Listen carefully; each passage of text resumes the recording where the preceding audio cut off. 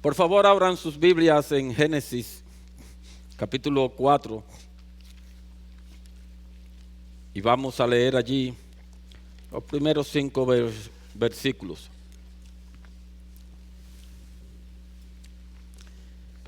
Dice así la palabra de Dios. Y el hombre conoció a Eva, su mujer, y ella concibió y dio a luz a Caín.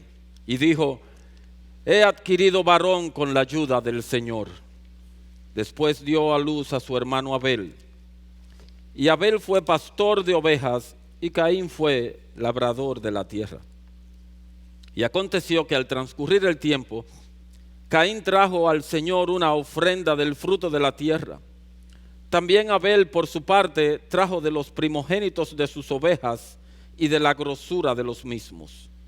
Y el Señor miró con agrado a Abel y a su ofrenda, pero a Caín y su ofrenda no miró con agrado.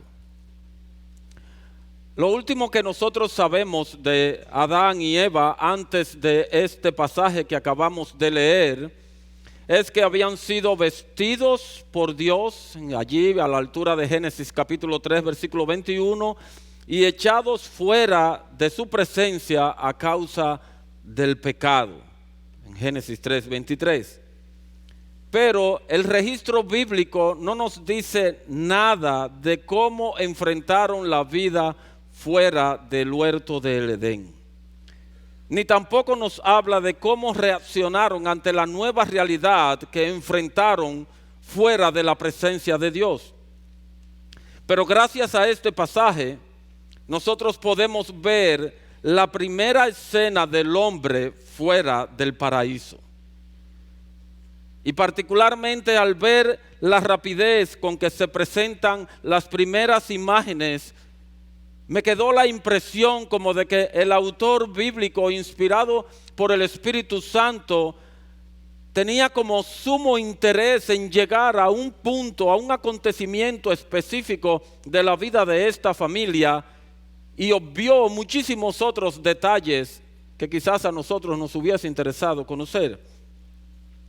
Si notan en el versículo 1, de una manera sumamente resumida, se presenta el primer acto de concepción de vida humana.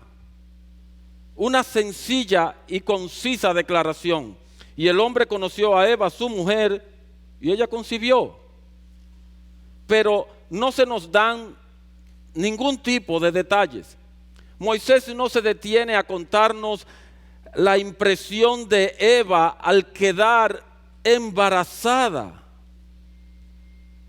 Era la primera mujer de la historia de la humanidad que quedaba embarazada. Ella no conocía eso, ella no había visto a otras mujeres quedar embarazadas.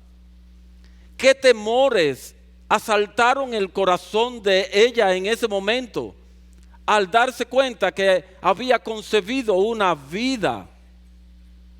¿Recordó acaso ella la sentencia divina de multiplicaré en gran manera los dolores en tu preñez? ¿Qué temores? No, Moisés no se detiene a contarnos acerca de eso. Él no nos dice si ella tuvo malestares. No, nada. Un silencio total. Tampoco se nos revela cómo fue que Adán pudo ejercer el oficio de ginecólogo y pediatra al asistir a la primera parturienta de la humanidad. No nos da ese detalle. ¿Cómo se las arregló para hacer tal cosa? ¿Cómo él supo que tenía que cortar el cordón umbilical? ¿Cómo él manejó la placenta? No se nos da ese detalle. El Espíritu Santo nos dejó ignorantes de eso. No nos dice qué información o qué informaciones él les dio a Adán para ayudarlo en ese momento. Yo no podría hacer eso, ni de juego. Pero también vemos que en dos breves versículos, versículo 1 y versículo 2, se nos narra el nacimiento de lo que parecen ser los primeros dos seres humanos. Y solamente se da una declaración sencillita. Y dio a luz a Caín, después a su hermano Abel. Y ya. No se nos dice más nada.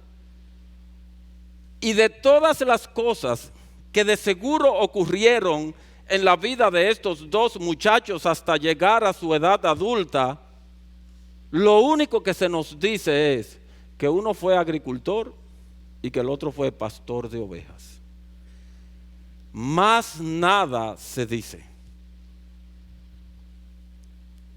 Ahora, a partir del versículo 3, el relato toma una velocidad más lenta.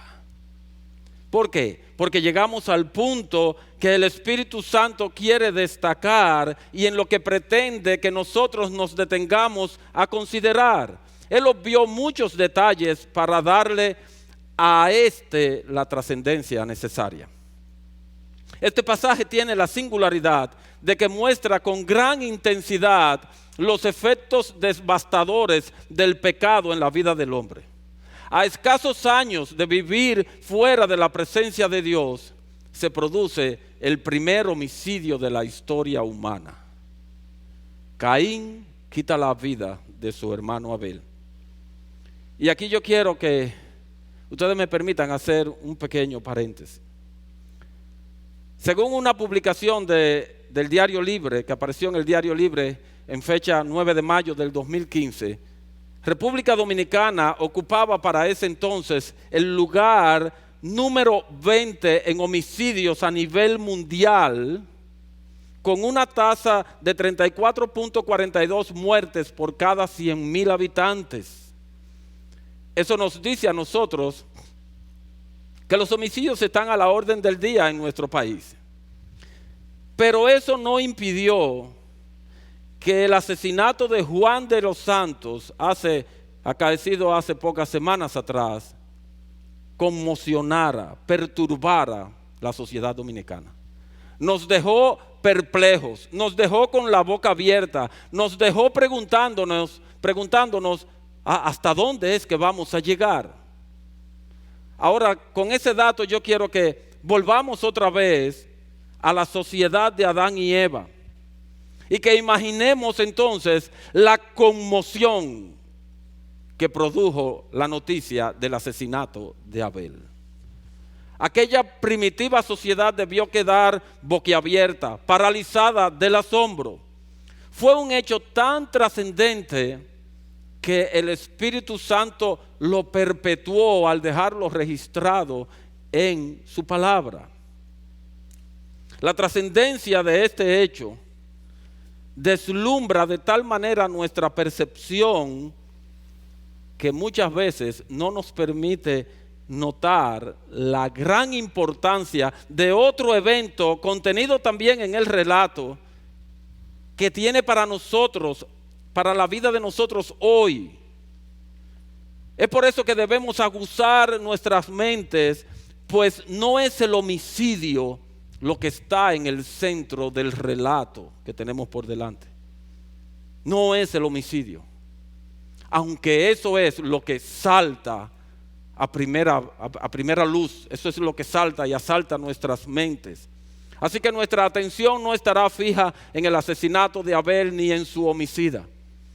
Yo quiero llevarlos a tener un mayor entendimiento de otro evento más trascendente que el Espíritu Santo también nos dejó en esta historia y que es relevante para todo cristiano en toda época y para la iglesia de Jesucristo en el siglo XXI. Así que si ustedes pueden dejar a un lado el hecho de que aquí se registra el primer asesinato de la historia, podrán notar con toda claridad el retrato de una familia relacionándose con Dios, con su Dios y su Creador. Adán, Eva y sus dos hijos. Y en el centro de ese retrato está la imagen de un acto de adoración a Dios. Esa imagen es la imagen central de este relato. Una familia viene a adorar a Dios y el Espíritu Santo llama nuestra atención de manera particular a la adoración de dos de ellos, Caín y Abel, que traen una ofrenda. Una ofrenda delante de Dios con el único propósito de ser hallados agradables delante de Él. Y aunque esta es la primera vez que un acto de esta naturaleza se registra en la Biblia, tenemos que presuponer que actos similares sucedieron con anterioridad llevados a cabo por Adán. Por lo cual es muy probable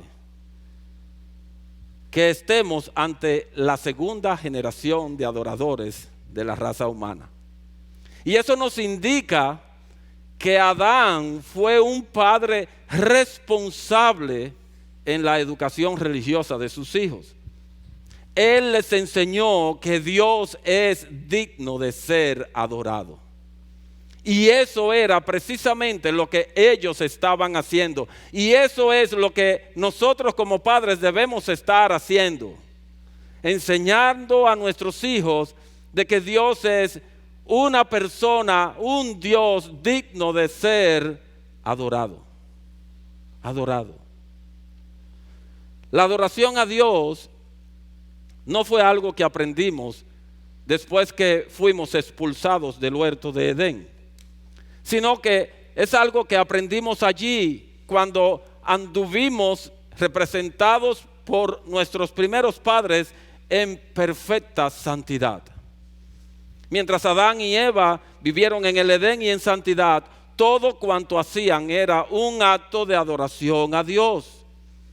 El hombre adoraba a Dios cultivando el huerto, cultivando y guardando, manteniendo ese equilibrio entre explota, pero también cuida el huerto.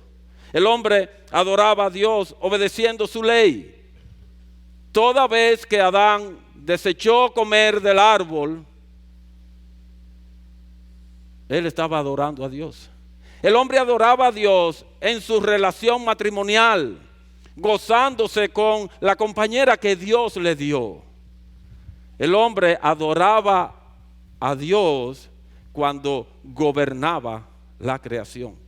Y el hombre adoraba a Dios con un corazón rebosante de gratitud. Pero, ¿qué pasaría después que el diablo conquistó el corazón humano? ¿Seguiría Dios hablando y relacionándose con el hombre caído? ¿Mantendría algún tipo de relación con él? ¿Podría el hombre en su estado caído cumplir la voluntad de Dios? ¿Podría adorar a Dios? Génesis 4 nos permite responder esas preguntas.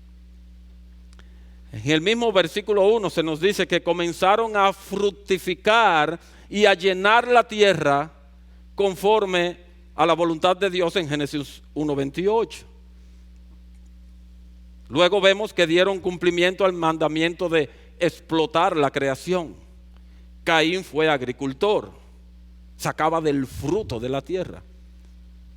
Y Abel fue pastor de ovejas, gobernaba sobre otros seres vivos. Pero también se observa que el hombre continuó teniendo comunión con Dios, y precisamente aquí lo hallamos adorando a ese Dios. Ahora bien, nosotros no podemos pensar que la adoración a Dios sería igual en Edén que fuera de él. El corazón del hombre ya no tenía la misma disposición hacia Dios, ni tampoco tenía la capacidad de rendir una adoración que fuera del agrado de Dios. Nosotros podemos ver por el resto de la revelación bíblica que Dios nunca dejó en manos del hombre pecador determinar cómo había de adorarle. Porque ningún acto de adoración que agrade a Dios es el resultado de la originalidad del hombre caído. Así que nosotros estamos ante un evento, un acto que fue establecido por Dios y comunicado a Adán. Pero esto origina una pregunta. ¿Qué tanta información tenía Adán? ¿Qué tanta información recibió Adán de parte de Dios para, como hombre caído, poder ofrecer una adoración que fuera agradable a los ojos del Señor. Nosotros no lo sabemos. El relato no nos dice nada. Pero, sin ser categórico ni dogmático, ni mucho menos controversial, yo puedo decir 3 cosas que yo encuentro en este pasaje, o que puedo inferir. Primero, es evidente que la ofrenda podía ser presentada acorde con la vocación de cada cual. Uno era labrador y el otro era ganadero. Y ambas vocaciones estaban relacionadas con el mandato que Dios dio a Adán: cultiva y gobierna la creación. Un dato lingüístico que nos ayuda también en este punto es que la palabra ofrenda que se usa aquí se usa en el resto del Pentateuco para referirse tanto a un sacrificio de animal sobre el altar, como también a una ofrenda vegetal igualmente quemada sobre el altar. O sea que tanto una cosa como la otra podían ser del agrado de Dios. Eso por un lado. Segundo, la cuidadosa selección que hizo Abel. Él escogió de sus primogénitos. Y eso hace pensar, o parece sugerir, que ellos tenían instrucción de que debían ofrecer las primicias. Y tercero, el hecho de que Abel presentara la grosura nos sugiere que su ofrenda particular incluía el sacrificio, obviamente, y que la grosura sería quemada en el fuego. O sea que parece ser que el hombre ya había descubierto el fuego, porque si no, ¿cómo la iba a quemar? Ahora bien, hermanos, es importante que ustedes noten que el texto no nos sugiere un sacrificio por el pecado. No es de eso que se está hablando aquí. No es una ofrenda por el pecado.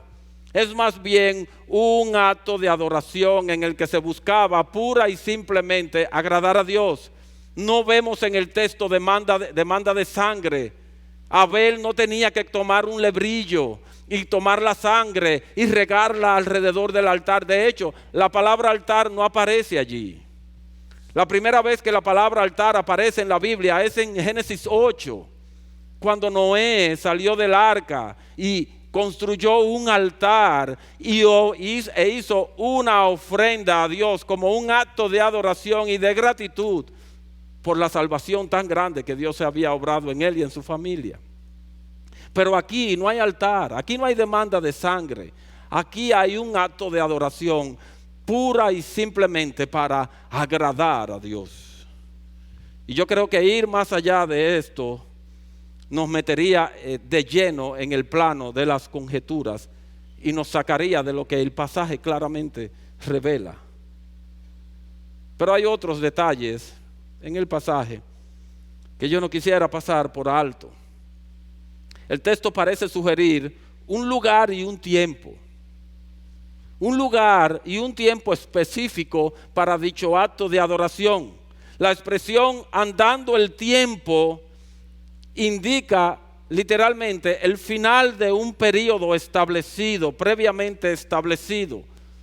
Parece ser que había un tiempo fijo y un lugar establecido para venir y ofrecer este acto de adoración a Dios. Y Caín y Abel acudieron a ese lugar en el tiempo previsto para adorar a Dios.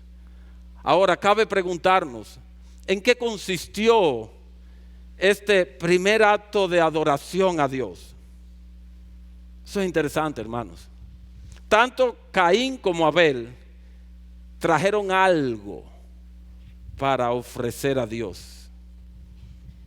Dice, Caín trajo del fruto de la tierra. Abel trajo de los primogénitos de sus ovejas. A veces nosotros vamos a cumpleaños sin regalo. Aquí no. Aquí había que llevar algo.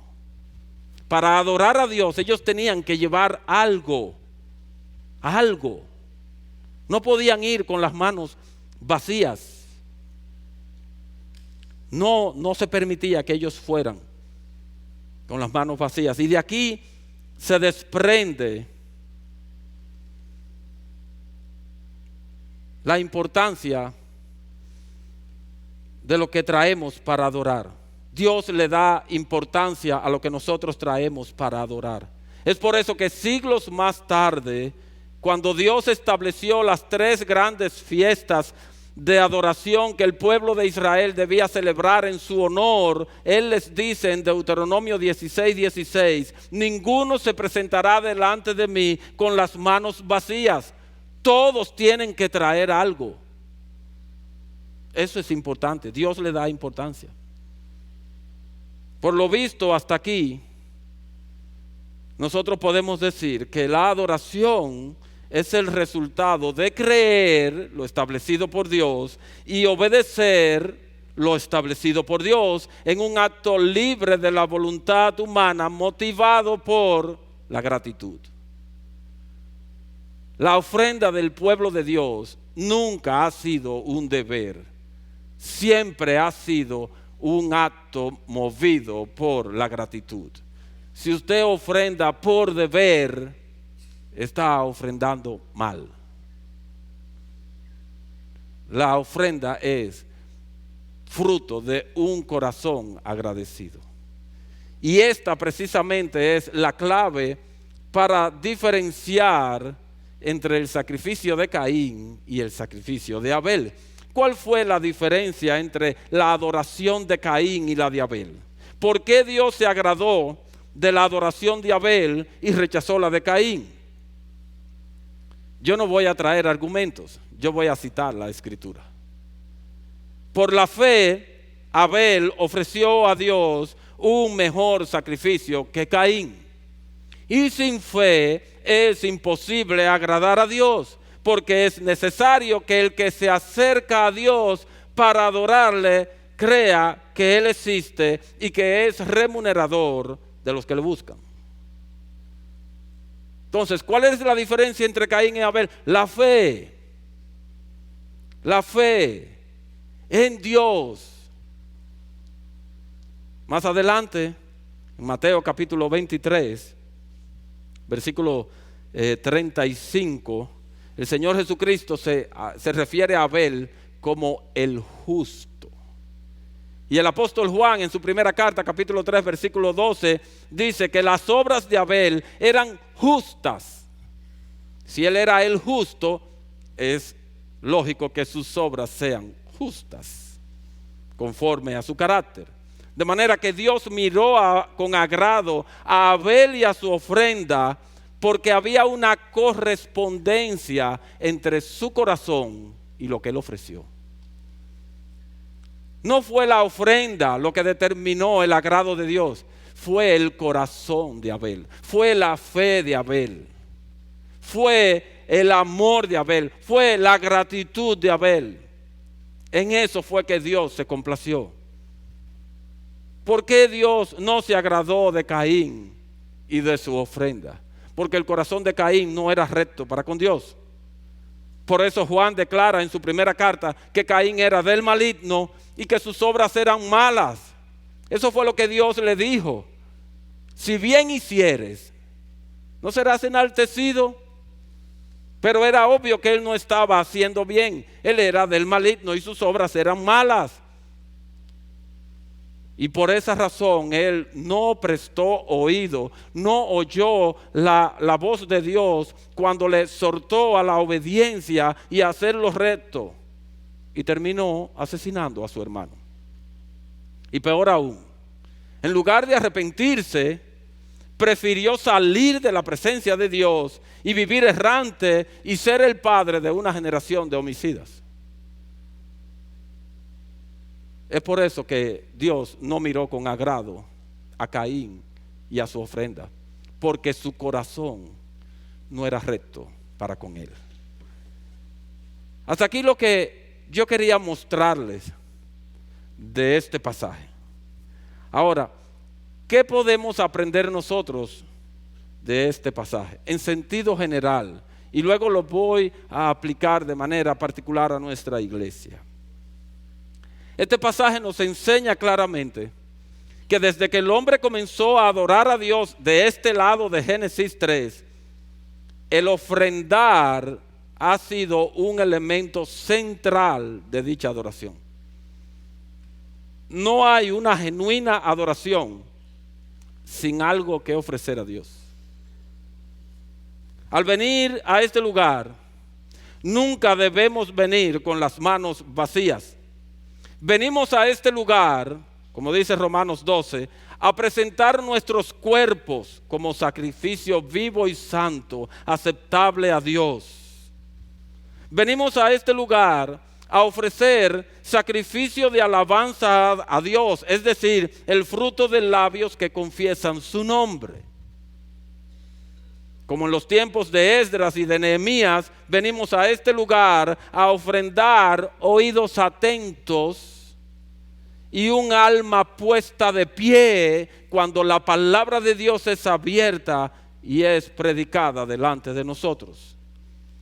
Venimos a este lugar a darnos los unos a los otros, a llevar nuestras cargas los unos sobre los otros, a amarnos los unos a los otros, a soportarnos los unos a los otros, a amonestarnos y a motivarnos al amor y a las buenas obras.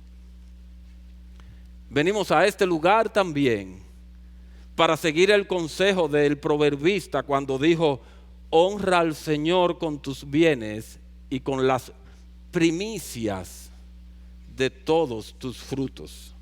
Y noten la insistencia de Dios con el tema de las primicias. Él no quiere cualquier cosa. Él quiere las primicias. Las primicias. Ahora, hermanos, yo no quisiera que alguien diga: bueno, tengo 5 cosas para escoger qué traerle a Dios. O le traigo mi cuerpo en sacrificio vivo, esa es una, ¿no? O sacrifico alabanza a Dios, o le presto atención en el sermón a su palabra, o me doy a los hermanos, o puedo traer de mis bienes. No, hermanos, esto es un combo. No es una cosa o la otra, es todo eso lo que yo debo traer cuando vengo a este lugar a adorar a Dios. Tengo que traer un cuerpo dispuesto a ponerlo sobre el altar.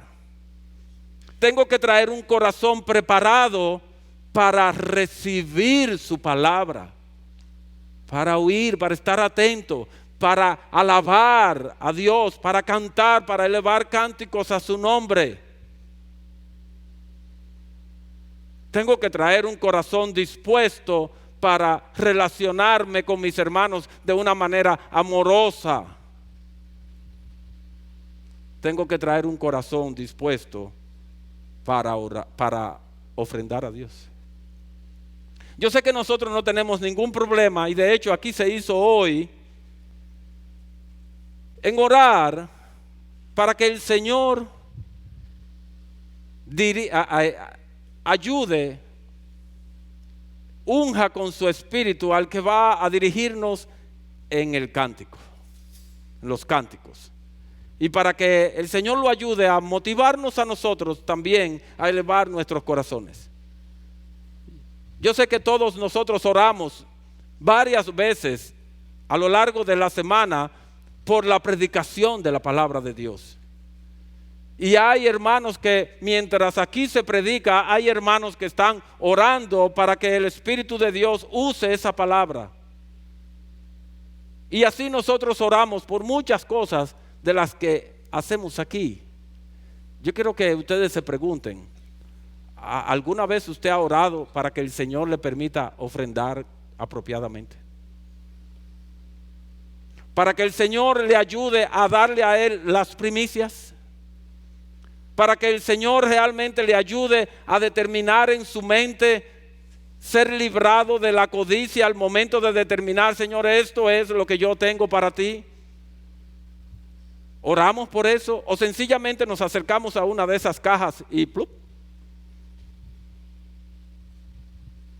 Si usted nunca ha orado por eso, previamente a venir a este lugar, yo quiero animarle a que lo haga, para que pueda hacerlo con gratitud en su corazón, para que el pesar usted lo deje en su casa y usted entre por los atrios de la casa de Dios con alegría y por sus puertas con alabanza. Y usted se acerque a una de esas cajas gozoso del privilegio que tenemos de ofrendar, de no venir aquí con las manos vacías. Amén.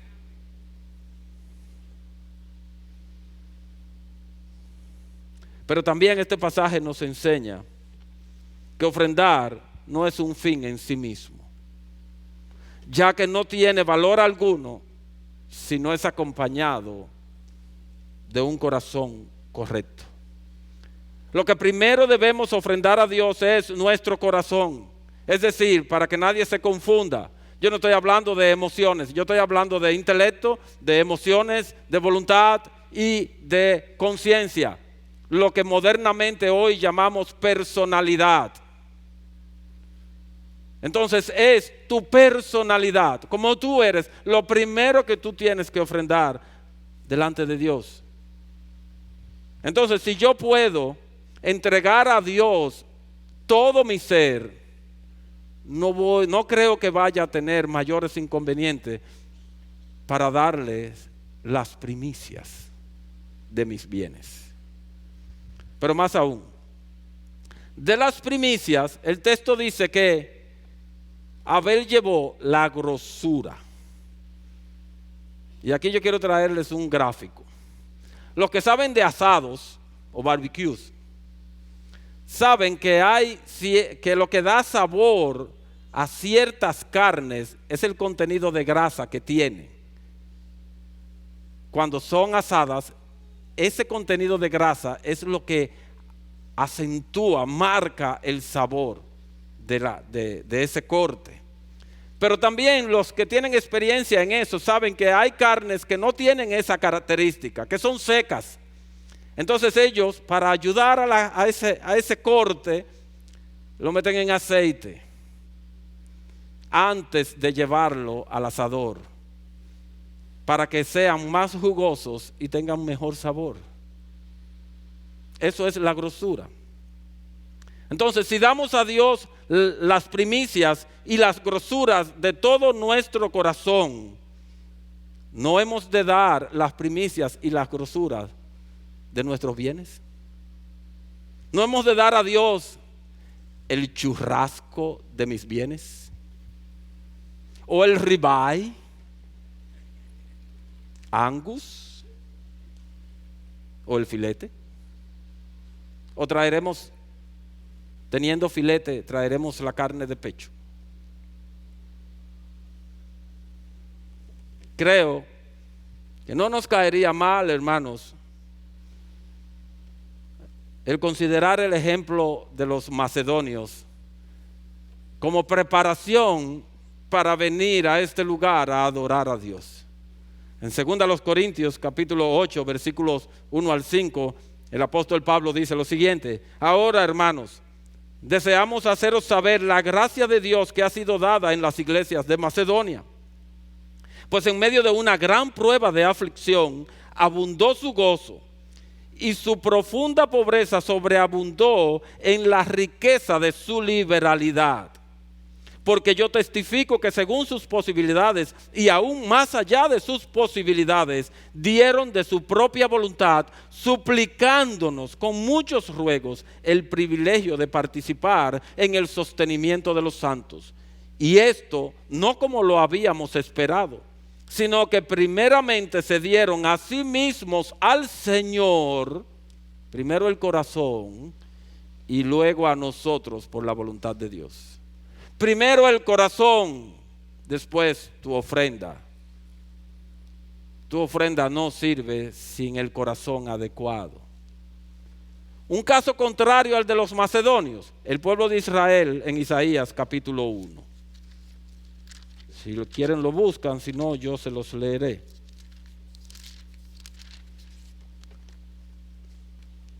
Dice Dios, ¿qué es para mí la abundancia de vuestros sacrificios? Harto estoy de holocaustos de carneros y de cebo de ganado cebado y la sangre de novillos, corderos y machos cabríos no me complace. Cuando venís a presentaros delante de mí, ¿quién demanda esto de vosotros, de que pisoteéis mis atrios? No traigáis más vuestras vanas ofrendas. El incienso me es abominación, luna nueva y día de reposo, el convocar asambleas. No tolero iniquidad y asamblea solemne. Vuestras lunas nuevas y vuestras fiestas señaladas las aborrece mi alma. Se han vuelto una carga para mí. Estoy cansado de soportarlas. Cuando extendáis vuestras manos, esconderé mis ojos de vosotros. Y aunque multipliquéis las oraciones, no escucharé. Vuestras manos están llenas de sangre.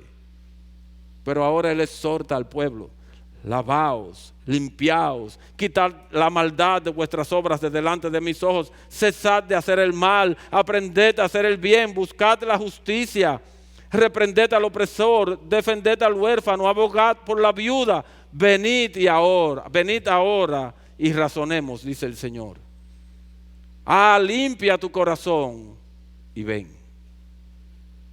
Ahora, nosotros tenemos una grandísima ventaja, si se le puede llamar así, una divina gracia a nuestro favor. Sin Cristo no hay ninguno que pueda limpiar apropiadamente su corazón. De hecho, esa es la reacción de Dios ante cualquier ofrenda presentada sin Cristo. En el libro de Hebreos, hablando el Hijo al Padre, le dice: ofrendas y sacrificios por el pecado no te agradaron, por lo cual me preparaste cuerpo. He aquí que vengo, oh Dios, para hacer tu voluntad, como en el libro del rollo está escrito de mí. Él es el único sacrificio, el único que tenía un corazón limpio, recto para con Dios, y que por tanto podía ofrecer una ofrenda acorde al agrado de Dios. Por eso en dos ocasiones distintas el Padre le dice al Hijo, dice del Hijo: este es mi Hijo amado en quien tengo toda complacencia. Y ese corazón de Cristo, un corazón perfecto, un corazón puro, un corazón limpio, un corazón que agrada a Dios, es ahora nuestro. Por su gracia, por su obra en la cruz, por su justicia perfecta que hoy nos cubre, por su sangre que nos limpió y nos lavó. Ahora nosotros estamos en la condición, en la capacidad de poder ofrecer a Dios una ofrenda que sea agradable delante de Él. Oramos y oramos en el nombre de Jesús. ¿Y en nombre de quién ofrendamos? Ofrendamos en el nombre de Jesús. Todo lo hacemos en el nombre de Jesús.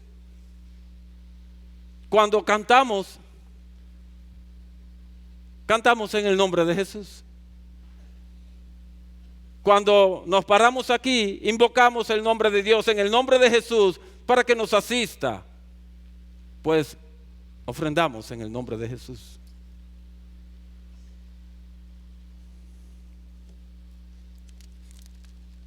Finalmente, permítanme aplicar esto a nosotros como congregación. Una de las cosas por las que esta iglesia puede ser alabada por nosotros los pastores es por adorar a Dios a través de sus ofrendas. Sería injusto de nuestra parte reprenderlos o amonestarlos por eso. Esta es una iglesia muy generosa. Y creo que en sentido general hemos sido fieles a Dios en este aspecto. Así que considerando esto, quizás alguno o algunos se pregunten, ¿y por qué este tema? Segundo domingo del año. ¿Qué me estarán queriendo decir? Yo les voy a dar algunas razones de por qué este tema. En primer lugar, porque este es un tema poco predicado en nuestra iglesia. Como buena iglesia reformada que somos, no predicamos mucho de este tema. La última vez que se predicó, creo que hace como 3 años, lo hizo el pastor Marcos Peña, si mi memoria no me falla. Pero no confíen mucho en ella, que ella no sirve para mucho. Pero creo que esa fue la última vez, hace como 3 años, y cuidado, el pastor Marcos Peña predicó, creo que una serie de 3 sermones sobre las ofrendas. Pero en segundo lugar, este es un tema mal enseñado y mal modelado por otras denominaciones evangélicas, no solo en nuestro país, sino yo creo que en todo el mundo. Entonces, nosotros debemos traer el consejo de Dios para que como iglesia estemos más edificados al momento de ofrendar. En tercer lugar, porque en medio nuestro hay muchos nuevos creyentes que quizás nunca antes han escuchado acerca de esto bíblicamente. Y hay también creyentes que vienen de otras congregaciones que nosotros tampoco sabemos qué tipo de instrucción al respecto tienen. Hay muchas iglesias donde las ofrendas son para el pastor y escasamente para resolver algunos asuntos de la iglesia. Pues no, aquí las ofrendas no son para el pastor. Las ofrendas son del pueblo de Dios para el pueblo de Dios, para el avance del evangelio, para la propagación del evangelio.